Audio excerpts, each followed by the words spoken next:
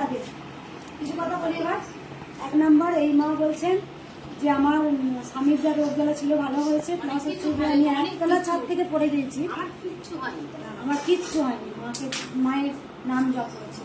এই মা বলছে আমার নাতি কারেন্টে শর্ট খেয়েছিল, পুরো হাড় বেরিয়ে গিয়েছিল, সেখানে অপারেশন করার কথা ছিল, শুধু মা ঘরে বসে বলেছেন জয় কৃষ্ণ কালী মায়ের জয়, জয় কৃষ্ণ কালী মায়ের জয়, জয় কৃষ্ণ কালী মায়ের জয়। তারা তার অপারেশন করতে পারেনি। সেখানে ওই মা একবার এসছেন। বেশিরভাগ যারা মায়ের ভক্ত তারা ঘরে বসে নাম জপ করে উপকার পেয়ে তারা কিন্তু মায়ের স্থানে আসেন। ওই মা একবার এসছেন হ্যাচারিতে, যখন বালিয়াড়িতে যখন মা ছিলেন তখন গায়ে প্রচণ্ড ব্যথা জ্বালা যন্ত্রণা ছিল, কিন্তু মায়ের কাছে এসে ভালো হয়েছে। আমি দুটো কথা ভক্তদের বলবো, সেখানে অনেক সব বলবো না, আমি বলবো 100 ভাগের মানুষের মধ্যে আমাকে 99 ভাগ মানুষ কিন্তু ভালোবাসেন। কারণ 1 ভাগ মানুষ হয়তো ভালোবাসে না। কেন ভালোবাসে না সব সময় বলবো, তারা অনেকবার চেয়েছিল যে কোনোভাবে যদি ওনাকে অপদস্থ করা যায়। যেমন একটা কথা বলবো, অনেক ইউটিউবার আছে যারা সবসময় কৃষ্ণকালী মায়ের নাম গান করেন, তারা মায়ের অনেক মাহাত্ম্য ভিডিও ছাড়ান। আবার অনেক ইউটিউবার আছে কতক্ষণ তাকে এই যে মঙ্গলাকে একদম ঢেলে আমরা নামিয়ে দেব, তারা ছলে বলে হোক কৌশলে হোক কোনো কারণে কিন্তু কৃষ্ণকালী মায়ের কিন্তু পিছনে পড়ে আছে যে আমরা কিন্তু মঙ্গলাকে একদম নিচে নামিয়ে দেব। কিছু ইউটিউবার আছে তারা কৃষ্ণকালী মায়ের বারবার মাহাত্ম্যটা ছড়িয়েছে, কিছু ইউটিউবার আছে কতক্ষণ আমাকে টেনে একদম নামিয়ে দেবে।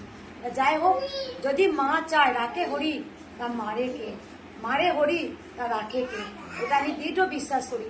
কারণ 1 বার নয় 3 বার মায়ের জ্বর এসছে, আমাকে অনেকবার অনেক ক্ষেত্রে আমাকেই পুরো মেরে ফেলার চেষ্টা হয়েছে, কিন্তু পারেনি। রাখে হরি তা মারে কে। প্রথমত কিছু মানুষ যেমন বলেন যে ওনার কি ক্ষমতা আছে, আমি নিজে স্বয়ং বলছি আমার কিছুই ক্ষমতা নয়। আমার ক্ষমতা দেখানোর জন্যে আমার কিন্তু জন্ম হয়নি, আমার ক্ষমতা দেখানোর জন্য আমার জন্ম হয়নি।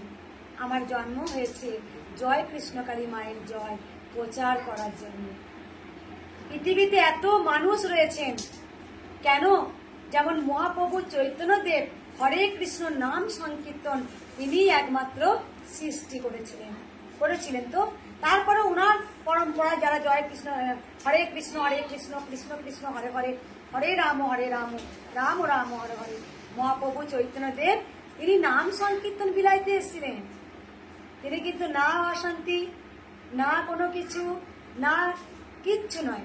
তাই এই ঘোর কলি যুগে আজকে জয় কৃষ্ণকালী মায়ের জয়, আমি এখনো বলছি আমি কিন্তু শক্তি দেখাতে আমার জন্ম হয়নি, আমার জন্ম হয়েছে জয় কৃষ্ণকালী মায়ের জয় প্রচার করতে। কার দ্বারা হয়েছে, কার দিয়ে হয়েছে? ভগবান শ্রীকৃষ্ণ দ্বারা হয়েছে, আমাকে দিয়ে করিয়েছে। ভগবান শ্রীকৃষ্ণ দ্বারা হয়েছে, আমাকে দিয়ে করিয়েছে।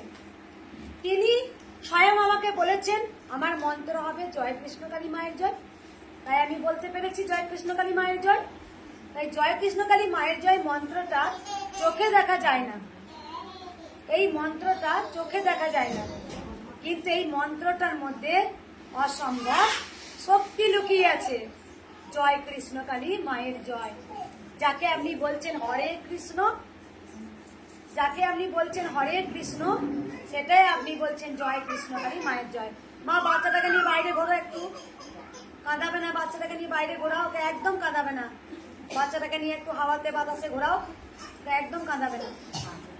আমি দুটো কথা বলি যে জয় কৃষ্ণকালী মায়ের জয় এই মহামন্ত্রটা আমরা যখন বিপদে পড়ি তখন আমি বলি, কিন্তু যে সন্তান বিপদে পড়ে যখন জয় কৃষ্ণকালী মায়ের জয় বলে সে যখন উপকার পায়, আর যে সন্তান বারবার বলে উপকার পায় না তাকে বিশ্বাস হারালে হবে না, তাকে আরো গোবিন্দকে ভালোবাসতে হবে। কারণ সে তো বলে আমি পেয়ে মাকে ভালোবেসেছি, কে না পেয়ে হরিকে ভালোবাসতে পারে। আমার কথাগুলো মন দিয়ে শুনবেন, কে না পেয়ে হরিকে ভালোবাসতে পারে, আমি তো পেয়ে অবশ্যই ভালোবাসবো, আমার বিশ্বাস জন্মাবে। আর যে না পেয়েছে তার কেমন করে বিশ্বাসটা আসবে, তাকে আরো বিশ্বাস করতে হবে, আমরা কি করি, পেলে ওই মা খুব জাগ্রত, আর না পেলে হ্যাঁ বাবা মা নেই, এটাই বলি আমরা। কারণ না পেয়ে গোবিন্দকে বেশি ভালোবাসতে হয়। এই যে গুরু পূর্ণিমা গেল, আমি কিছু কথা ভিডিওর মাধ্যমে বলবো, আপনারাও শুনবেন। যে কথাটা আমি আগেও বলেছি, আমি আবার সেই কথাটা বলছি, পুনরায় বলছি। 1 নাম্বার, অনেকে বলেন যে গুরু দীক্ষা না নিলে ভগবান নাকি পুজো নেয় না। অনেকে সেটা বলেন যে দীক্ষা নিতে হয়, দীক্ষা না নিলে আমাদের ভগবানকে পুজো দেওয়া যায় না। তা আমার মতে বলে, আপনাদের পরম গুরুদেব কে জানেন?